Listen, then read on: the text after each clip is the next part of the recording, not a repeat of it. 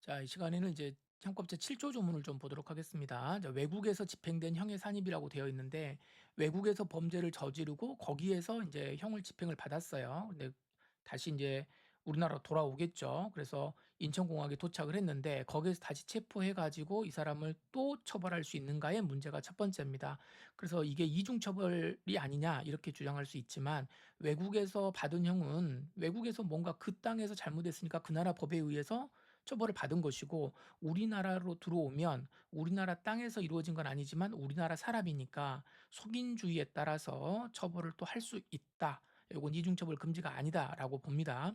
그런데 양쪽에서 둘 다 처벌을 받게 되면 만약에 한국에서 2년형을 받았으면 필리핀에서 1년 받았단 말이에요. 1년 다 복역하고 왔다면 우리나라에서 2년형이 선고가 되면 1년은 빼줘야 되는 거 아니냐? 이제 이런 문제가 나타나는 거죠. 자, 이와 관련돼 가지고 형법 7조는 예전에 어떻게 되어 있었냐면 죄를 지어 자 보세요. 외국에서 형의 전부 또는 일부가 집행이 됩니다. 형이 확정돼 가지고 집행된 사람에 대해서는 그 집행된 형의 전부 또는 일부를 그러니까 1년을 받았으면 1년 전부 또는 그 일부 그러니까 6개월 정도를 우리나라에서 선고하는 형에 산입할 수 있다라고 돼 있어요. 그러니까 산입할 수 있다라고 되어 있으니까 이건 내용은 뭐예요? 산입 안 할 수도 있는 거죠. 그래서 아예 무시해 버리고 우리나라에서 그냥 2년형을 완전하게 형을 살게 할 수도 있다라고 하는 겁니다. 그러면 이거는 두 번 처벌받는 거는 뭐 처벌받는다고 하지만 형벌을 하나도 없이 외국에서 받은 거를 하나도 산입을 안 해주는 것은 조금 문제가 있는 거 아니냐라고 이제 문제 제기를 한 거예요. 더군다나 산입할 수 있다라고 할 때 이걸 누가 결정합니까? 재판부에서 결정하는 거예요. 그래서 판사 마음대로 이제 하는 거기 때문에 이거는 조금 심하다. 그래서 인제 이게 위헌법률 심판이 들어갔겠죠. 자, 그래서 내용 보세요. 입법자는 국가 형벌권의 실현과 국민의 기본권 보장 요구를 조화롭게 하기 위해서 형을 필요적으로 감면하거나 필요적으로 산입하는 등 필요적으로 감면을 해 주든지 아니면 필요적으로 반드시 넣어 주든지 이 정도는 해 줘야 되는 거 아닌 거냐. 이 정도는 해 줘야 되는 거 아니냐. 그렇게 해야 신체의 자유를 덜 침해할 수 있다. 그러니까 더 적게 침해하는 방법이 있다는 거죠. 그런데 이 조문에서 보면 우리 형법에서 처벌할 때 외국에서 받은 형의 집행을 전혀 반영하지 아니할 수 있도록 규정을 만들어 놨단 말이에요. 그래서 법관의 재량이 너무 크죠. 그래서 이건 너무 심한 제한이다. 이렇게 한 겁니다. 그래서 과잉금지 원칙이 위배돼서 신체 여자를 침해한다라고 헌법 불합치 결정을 내렸어요. 이렇게 되고 나니까 우리 국회에서 법을 이제 바꿉니다. 그래서 이제 어떻게 하냐면 형에 산입한다. 그럼 뭐 어느 정도 산입해야 되는 거냐? 그거는 이제 판사님이 알아서 하는 거죠. 전부 또는 일부를 선고하는 형에 산입한다. 그래서 이제 요거는 재량 규정에서 필요적으로 산입해야 된다라는 것으로 바뀌었다. 이렇게 이제 정리가 된 겁니다. 그럼 이 조문을 다시 한번 좀 볼게요.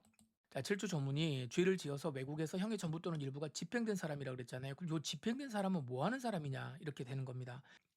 지금 캄보디아에서 사람들이 지금 들어오고 있죠. 들어오는데 곧바로 뭐 피해자인 것처럼 뉴스에 많이 나왔기 때문에 이 사람들은 한국에 들어왔으니까 굉장히 어떻습니까?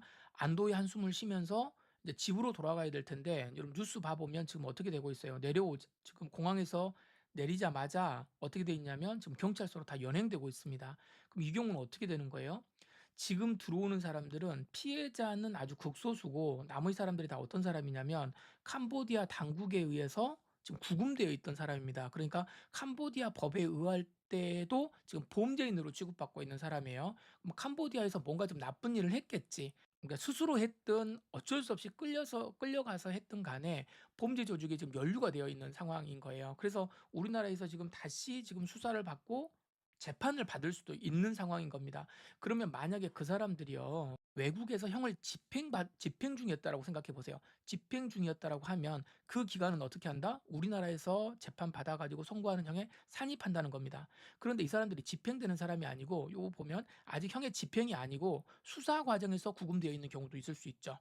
그렇죠? 자, 여기서 개념을 좀 잘 잡으셔야 되는데 형의 집행이라고 하는 건 형이 완전히 확정되고 나서 수형자가 되는 겁니다. 그래서 이제는 피고인이 아니고 아주 교도소에 있는 사람, 형을 사는 사람, 이 기간을 말하는 거예요. 그래서 형이 확정되기 전에 구금되어 있는 걸 우리가 뭐라 그러냐면 미결 구금 기간이라 그러거든요.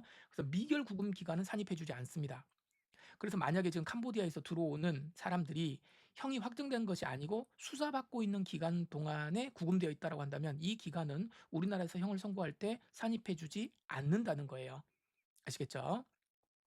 그래서 여기에서 요 집행된 사람이라고 하는 거를 요 개념을 잘 보셔야 되는데, 외국 법원의 유죄 판결에 의해서 자유형을 받거나 벌금형 등 형의 전부 또는 일부가 실제로 집행되었다. 형이 확정된 이후의 기간만을 말한다. 이렇게 보셔야 된다는 겁니다. 자, 그래서 이 집행된 사람을 정리하시고 그 형을 산입한다. 이렇게 보십니다. 그래서 여기에서는 이제 시험에 나오는 게 산입한다라고 하는 거, 이게 필요적으로 산입한다라고 하는 것과 이 산입해 주는 사람은 뭐다? 실제로 집행된 사람이다. 집행되기 전에 미결 구금 기간은 산입해 주지 아니한다. 여기까지 정리를 해 두시면 되겠습니다.